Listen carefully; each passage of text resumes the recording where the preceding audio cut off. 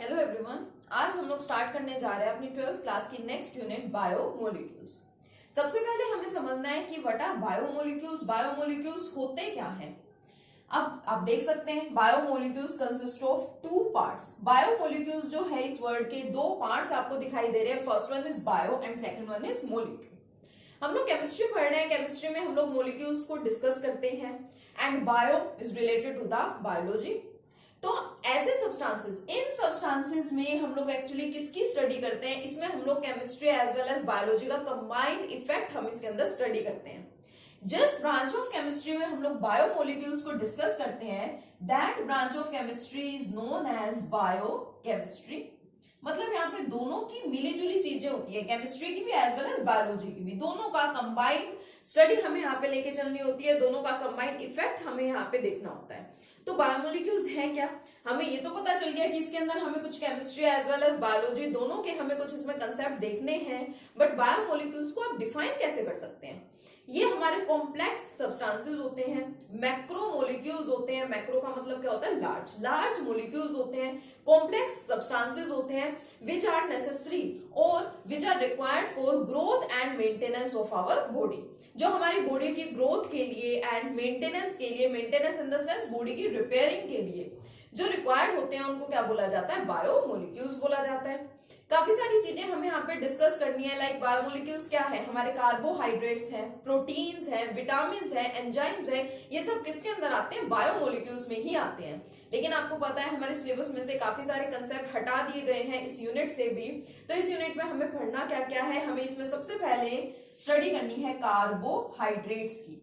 सबसे पहले हमें कार्बोहाइड्रेट्स को यहाँ पे डिस्कस करना है। कार्बोहाइड्रेट्स में डिफरेंट टाइप्स के होते हैं, तो उसमें से सिर्फ मोनोसैकेराइड्स है जो कि हमारे सिलेबस में है। Oligosaccharides, polysaccharides and importance of carbohydrates आपके सिलेबस में से हटा दिया गया है। तो सबसे पहले तो हमें सीखना है कि कार्बोहाइड्रेट्स होते क्या है, व्हाट आर कार्बोहाइड्रेट्स और कितने टाइप के आपके कार्बोहाइड्रेट्स होते हैं, किन बेसिस पे आप लोग इन कार्बोहाइड्रेट्स को क्लासिफाई करते हैं।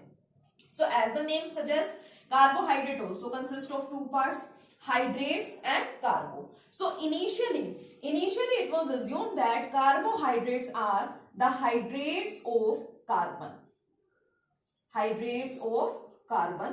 इनिशियली क्या बोला जाता था कि कार्बन के जो हाइड्रेट्स है, हाइड्रेट का मतलब क्या होता है, वाटर मोलिक्यूल का प्रेजेंट होना। मींस कार्बन के साथ वाटर मोलिक्यूल्स का प्रेजेंट होना। ऐसे सभी कंपाउंड्स जिनके अंदर कार्बन प्रेजेंट है along with some water molecules, उनको क्या बोला गया, कार्बोहाइड्रेट्स बोला गया। अभी हम लोग देखेंगे कि ये डेफिनेशन कंप्लीटली करेक्ट नहीं है, एक मॉडर्न डेफिनेशन भी दी गई है। बट इनिशियली कार्बोहाइड्रेट्स को जब स्टडी किया गया तो स्टार्टिंग में इनको किस तरह से डिफाइन किया गया था, these were defined as the hydrates of carbon. Means ये कार्बन के हाइड्रेट्स हैं। इन कंपाउंड्स में carbon along with water molecules present होगा। बस ये है कि कितने भी कार्बन एटम्स हो सकते हैं, कितने भी वाटर मोलिक्यूल्स हो सकते हैं। तो इन्हीं पे बेस्ड कार्बोहाइड्रेट्स को एक जनरल रिप्रेजेंटेशन भी दी गई। क्या रिप्रेजेंटेशन दी गई, देखिए CxH2O(Y) मींस कार्बन के x नंबर ऑफ एटम्स हो सकते हैं, वाटर के y number of molecules present हो सकते हैं। This is the general representation for hydrates of carbon means carbohydrates. For example आप लोग जानते हैं जो ग्लूकोज है, glucose is a carbohydrate. Glucose का फॉर्मूला क्या होता है, C6H12O6, it is your glucose. ठीक है, ग्लूकोज का फॉर्मूला आप स्टार्टिंग से पढ़ते आ रहे हैं, ग्लूकोज इज C6H12O6। अब आपको सबसे पहले ये देखना है कि क्या आप इस सब्सटेंस को इस फॉर्म में कन्वर्ट करके लिख सकते हैं। क्या ग्लूकोज का जो फॉर्मूला है उसको आप इस जनरल फॉर्मूले के टर्म्स में लिख सकते हैं। तो स्टार्टिंग में क्या बोला गया कि वो सारे सब्सटेंसेस जिनको आप लोग इस फॉर्म में लिख सकते हैं उन सभी को क्या बोला जाएगा, कार्बोहाइड्रेट्स बोला जाएगा। जो जो आपके पास सब्सटेंसेस प्रेजेंट है, you have to check out कि वो कार्बोहाइड्रेट है या फिर नहीं है। तो आपको क्या करना पड़ेगा, आप उसको फॉर्मूला लो और देखो क्या आप उसे इस फॉर्म में रिप्रेजेंट कर सकते हैं। If yes then definitely it is your carbohydrate. अगर उसको इस तरह से प्रेजेंट कर सकते हैं, रिप्रेजेंट कर सकते हैं इस तरह से, इट मींस आपका ये सब्सटेंस क्या होगा, कोई कार्बोहाइड्रेट होगा। अब ये C6H12 एंड O6, इसको देखो अच्छे से, मुझे कार्बन एंड वाटर को लिखना है। तो कार्बन के तो 6 एटम्स है, इसको एज इट इज लिखे रहने दूं, X होने चाहिए यहाँ पे, तो X मान लीजिए यहाँ पे क्या है, 6 है। अगर मैं इसको रिप्रेजेंट करूं वाटर के टर्म्स में, H2O, H मेरे पास कितने हैं, 12 है। ऑक्सीजन मेरे पास इस फॉर्मूले में कितने हैं, देखो 6 है। तो मैं इसको ऐसे लिख सकती हूँ हाइड्रोजन कितने हो गए 12 हो गए एंड ऑक्सीजन कितना हो गया 6 हो गया। इट मीन्स मैं ग्लूकोज को इस फॉर्म में रिप्रेजेंट कर सकती हूँ। It means glucose is a carbohydrate. तो मैं क्या बोल सकती हूँ कि जो ग्लूकोज है हमारा, ग्लूकोज क्या है, एक कार्बोहाइड्रेट होता है because it can be represented as the hydrate of carbon. इसको हम लोग कार्बन के हाइड्रेट की तरह से रिप्रेजेंट कर सकते हैं। फ्रक्टोज है, ग्लूकोज एंड फ्रक्टोज दोनों का सेम मोलिकुलर फॉर्मूला होता है। Both glucose and fructose have same molecular formula that is C6H12 and O6। The only difference lies in their structure। आप बोलेंगे ग्लूकोज भी यही है, आप बोलेंगे जो आपका फ्रक्टोज है, फ्रक्टोज का भी मोलिकुलर फॉर्मूला यही होता है C6H12 and O6। अब आप बोलेंगे सब्सटेंसेस जो दो हैं आपके पास अलग अलग, इनके मोलिकुलर फॉर्मूला सेम है, इनके नेम्स डिफरेंट है, यानी कि ऑब्वियसली ये कोई डिफरेंट कंपाउंड्स होंगे, तो फिर इनमें क्या डिफरेंस है? अगर मोलिकुलर फॉर्मूला इनका सेम है then the difference lies in their structure. इन दोनों सब्सटेंसेस के, दोनों कंपाउंड्स के जो स्ट्रक्चर हैं उनके अंदर आपको एक डिफरेंस देखने को मिलेगा। हम लोग जब इनके स्ट्रक्चर्स डिस्कस करेंगे तब आप उसको इजीली ऑब्जर्व कर पाएंगे। बट बात तो वही है, fructose same formula, it can also be represented as like this, so it is also a carbohydrate. उसके बाद अगर हम बात करें एक और एग्जांपल ले लेते हैं like sucrose. Now what is this sucrose? Sucrose is sugar. हमारे घरों में जो शुगर होती है, जो चीनी हम लोग यूज करते हैं, दैट इज द सुक्रोज। इसी को हम लोग केन शुगर भी बोलते हैं। It is also known as your cane sugar. Now what is the molecular formula of sucrose, sugar or cane sugar? It is C12H22O11। कुछ आपके पास मोलिक्यूल्स ऐसे हैं जिनके आपको, कुछ कंपाउंड्स ऐसे हैं, कुछ कार्बोहाइड्रेट्स ऐसे हैं जिनके आपको मोलिकुलर फॉर्मूलाज ध्यान रखने हैं, याद करने हैं। ग्लूकोज एंड फ्रक्टोज तो आप सबको पता ही है। Now sucrose is C12H22 and O11। अब मुझे चेक करना है whether this sucrose is a carbohydrate और नॉट। तो मैं क्या करूंगी? I will try to write down its molecular formula like this. मैं इसके मोलिकुलर फॉर्मूला को इस तरह से रिप्रेजेंट करने की कोशिश करूंगी।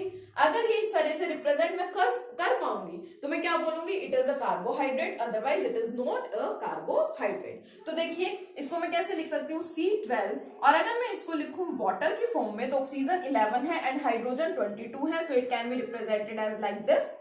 ठीक है, तो इसको मैंने फिर दोबारा से रिप्रेजेंट कर दिया in terms of hydrates of carbon. So obviously our sucrose is also a carbohydrate. ये जो हमारा सुक्रोज है ये भी क्या है? एक कार्बोहाइड्रेट है। ठीक है, तो मैंने यहाँ पे देखा स्टार्टिंग में क्या था कि कार्बोहाइड्रेट्स को डिफाइन किया गया। कैसे डिफाइन किया गया? As the hydrates of the carbon, और उसके लिए एक जनरल फॉर्मूला दे दिया गया CxH2O। और क्या कहा गया कि जो जो सब्सटेंसेस इस फॉर्मूले को सेटिस्फाई करेंगे they all will be known as the carbohydrate, और they all will be regarded as the carbohydrates. तो हमने यहाँ एग्जांपल देखे, स्टार्टिंग में साइंटिस्ट लोग जब रिसर्च कर रहे थे उन्होंने इस तरह के कुछ कंपाउंड्स लिए, ग्लूकोज लिया उन्होंने, फ्रक्टोज लिया, तो चेक किया कि वो इस फॉर्मूले में फिट बैठ रहे थे। फिट बैठने का मतलब इस फॉर्मूले को सेटिस्फाई कर रहे थे, it means these are the carbohydrates. Similarly उन्होंने सुक्रोज लिया, सुक्रोज भी इस फॉर्मूले को सेटिस्फाई कर रहा था, इट मींस ये बात यहां तक तो ठीक थी। अब उसके बाद एक कंपाउंड लिया गया CH3COOH, and we all know that it is acetic acid, या फिर क्या है? एसिटिक एसिड है। अब ये तो एसिटिक एसिड है, it is a carboxylic acid. अब ये तो कोई कार्बोहाइड्रेट नहीं है। आज की डेट में we all know that it is an acid and it is not a carbohydrate, but initially तो कोई कंपाउंड था साइंटिस्ट के पास, तो उनको तो क्या करना था? उनको तो चेक करना था कि क्या ये कार्बोहाइड्रेट है या फिर नहीं है। और वो क्या कर रहा था? उसको इस फॉर्मूले में पुट करके देखना था, मींस क्या वो इस फॉर्मूले को सेटिस्फाई कर रहा था। और एक चीज जरूर याद रखें कि सिर्फ एक फॉर्मूले को सेटिस्फाई कर पाना ही कार्बोहाइड्रेट की कैरेक्टरिस्टिक नहीं है। सिर्फ एक फॉर्मूला सेटिस्फाई कर दिया किसी सब्सटेंस ने, it doesn't mean that it is a carbohydrate. साथ में प्रॉपर्टीज भी देखी जाती हैं कि ये सब्सटेंसेस क्या कर रहे थे, इस फॉर्मूले को तो सेटिस्फाई कर ही रहे हैं, बट साथ ही में इनकी प्रॉपर्टीज को जब चेक किया गया तो कार्बोहाइड्रेट्स के लिए जो प्रॉपर्टीज बताई गई, ये कार्बोहाइड्रेट्स की प्रॉपर्टीज को भी सेटिस्फाई कर रहे थे, इसलिए इनको फाइनली क्या बोल दिया गया? इनको कार्बोहाइड्रेट बोल दिया गया। अब बात करें अगर एसिटिक एसिड की, इसको भी मुझे इस फॉर्मूले में लिख करके देखना है, इसको भी मुझे देखना है कि क्या मैं इसको इस तरह से रिप्रेजेंट कर पाती हूँ या नहीं कर पाती। तो उसके लिए सबसे पहले मुझे इसको किस तरह से लिखना होगा? मुझे इसका मोलिकुलर फॉर्मूला लिखना होगा इस तरह से। ठीक है, इस तरह से जैसे मैंने सारे लिख रखे हैं। तो सबसे पहले देखो कितने कार्बन एटम्स हैं यहाँ पे? 2 कार्बन एटम्स 4 हाइड्रोजन दिख रहे हैं यहाँ पे और 2 क्या दिख रहे हैं इधर, ऑक्सीजन। अब देखो क्या मैं इसको इस तरह से लिख पा रही हूँ, बिल्कुल लिख सकते हैं C2 and H2O का whole twice, so it is also the hydrate of the carbon. अब इसने इस फॉर्मूले को तो सेटिस्फाई कर लिया गया, लेकिन जब इसकी प्रॉपर्टीज को देखा गया तो ये कार्बोहाइड्रेट्स की प्रॉपर्टीज से इस सब्सटेंस की प्रॉपर्टीज मैच नहीं कर रही थी। It means it is not a carbohydrate. तो जस्ट इस फॉर्मूले के वे पे बोल पाना, जस्ट इस फॉर्मूले के बेसिस पे पता लगा पाना कि कोई सब्सटेंस कार्बोहाइड्रेट है या फिर नहीं है, इट मींस ये तो रॉन्ग है। और सब्सटेंस देखा गया, एसिटिक एसिड देखी, इसका जो मॉलिक्यूलर फॉर्मूला है वो क्या कर रहा है, वो इस फॉर्मूले को सेटिस्फाई कर रहा है, but it is not a carbohydrate. और सब्सटेंस देखा गया, एक सब्सटेंस है C6H12O5, it is known as rhamnose. ठीक है, कैसे याद रखेंगे इसका molecular formula, it is just like glucose, सिर्फ एक ऑक्सीजन में यहाँ पे डिफरेंस है। Glucose is C6H12O6 whereas the rhamnose is C6H12O5। अब देखिए, क्या आप इस सब्सटेंस को इस फॉर्मूले के टर्म्स में लिख सकते हैं? नहीं लिख सकते हम तो इसको, कि C6 हो जाएगा, बट वाटर मॉलिक्यूल आप कितने दिखाएंगे वहां पे, है ना। वाटर के बाहर आप क्या ब्रैकेट लगा के लिखेंगे, यहाँ अगर 5 लिखेंगे तो हाइड्रोजन सिर्फ 10 ही हो पाएंगे। हाइड्रोजन को 12 बनाने के लिए आपको बाहर 6 लिखना पड़ेगा, बट ऑक्सीजन आपके पास कितने हैं, only 5। We have only 5 oxygen atoms here. It means this substance do not satisfy this general formula which was given for the carbohydrates, but it is a carbohydrate। अब ये तो क्या हो गया, ये तो लिमिटेशन आ गई इस वाली डेफिनेशन की। इनिशियली मैं आपको क्या बता रही हूँ, इनिशियली कार्बोहाइड्रेट्स को डिफाइन किया गया एज हाइड्रेट्स ऑफ कार्बन, और उसको कैसे लिख देते थे, CxH2O5, इस जनरल फॉर्मूला से उसको रिप्रेजेंट किया गया। और फिर देखा गया कि जो जो सब्सटेंसेस इस फॉर्मूले को सेटिस्फाई कर रहे हैं वो सब क्या है, कार्बोहाइड्रेट्स हैं। लेकिन हमने यहाँ देखा rhamnose which is in actual a carbohydrate, but it doesn't satisfy this formula। And acetic acid, the substance which satisfies this formula, it is not a carbohydrate in actual। तो it means ये जो definition है आपकी carbohydrate की, तो wrong proof हो गई। ये दो examples तो क्या हो गए, इस definition के against जा रहे हैं, इसकी limitation आ रही है। इट मीन्स फिर कार्बोहाइड्रेट्स को किसी और तरीके से डिफाइन किया गया, कुछ और उसकी मॉडर्न डेफिनेशन दी गई, और अब जो उसकी मॉडर्न डेफिनेशन गिवन है that all the compounds satisfy this particular definition। क्या है वो नई डेफिनेशन, चलिए उसको देखते हैं। देखिए तो फिर कैसे डिफाइन किया गया कार्बोहाइड्रेट्स को, उसकी मॉडर्न डेफिनेशन क्या है। उसकी मॉडर्न डेफिनेशन के लिए 3 पॉइंट्स बताए गए, ठीक है। उन 3 पॉइंट्स को आपको ध्यान रखना है, और जो जो सब्सटेंसेस उन 3 पॉइंट्स को सेटिस्फाई कर रहे हैं, 3 प्रॉपर्टीज को सेटिस्फाई कर रहे हैं, वो सब क्या होंगे, आपके कार्बोहाइड्रेट्स होंगे। कौन कौन से थे वो 3 points. According to this modern definition, carbohydrates are optically active। Carbohydrates are optically active polyhydroxy, optically active polyhydroxy aldehydes और कीटोन्स। इन 3 चीजों को, इन 3 बातों को जो सब्सटेंस सेटिस्फाई करेगा उस सब्सटेंस को क्या बोला जाएगा, कार्बोहाइड्रेट। और अभी जितने कार्बोहाइड्रेट्स नोन है, जिनके बारे में हम जानते हैं, जिनके स्ट्रक्चर्स हम लोग पढ़ते हैं, वो सब इसको क्या करते हैं, सेटिस्फाई करते हैं। ठीक है, देखिए ऑप्टिकली एक्टिव सब्सटेंसेस क्या है। हम लोग हेलोएल्कीन्स एंड हेलोअरीन्स पढ़ रहे थे, तो वहां हम लोगों ने न्यूक्लियोफिलिक सब्स्टिट्यूशन रिएक्शंस पढ़े थे, SN1 एंड SN2। वहां हम लोगों ने plane polarised light and optical activity, ये सारे कंसेप्ट हम लोगों ने वहां डिस्कस किए थे। ठीक है, तो ये ऑप्टिकल एक्टिविटी वही है कि कुछ ऐसे सब्सटेंसेस जो क्या कर सकते हैं, जो प्लेन पोलराइज्ड लाइट को रोटेट कर सकते हैं आइदर टुवर्ड्स लेफ्ट और towards right, are known as the optically active substances. अगर ये कंसेप्ट आपको अच्छे से क्लियर नहीं है तो सबसे पहले आप उस वीडियो लेक्चर को देखिए, ठीक है, वो कंसेप्ट क्लियर करिए, उसके बाद यहाँ पे आइए। ठीक है, तो जो सब्सटेंसेस कार्बोहाइड्रेट्स क्या है, वो सारे सब्सटेंसेस जो ऑप्टिकली एक्टिव हैं, means they can rotate the plane polarised light either towards right और टुवर्ड्स लेफ्ट। राइट में जो रोटेट कर सकता है उनको हम क्या बोलते थे, डेक्स्ट्रो रोटेटरी सब्सटेंसेस, एंड जो लेफ्ट में रोटेट कर सकते हैं उनको हम लोग क्या बोलते थे, लीवो रोटेटरी सब्सटेंसेस। तो वो सारे सब्सटेंसेस ऑप्टिकली एक्टिव हैं जो कार्बोहाइड्रेट्स हैं। पॉलीहाइड्रोक्सी, हाइड्रोक्सी या हाइड्रोक्सिल का मतलब क्या है, OH group. Poly means large number, उन सब्सटेंसेस में, उन कंपाउंड्स में large number of OH group भी प्रेजेंट होंगे। एंड एल्डिहाइड्स और कीटोन्स, उनके अंदर या तो एल्डिहाइड या फिर कीटोन एज फंक्शनल ग्रुप वहां पे प्रेजेंट होंगे।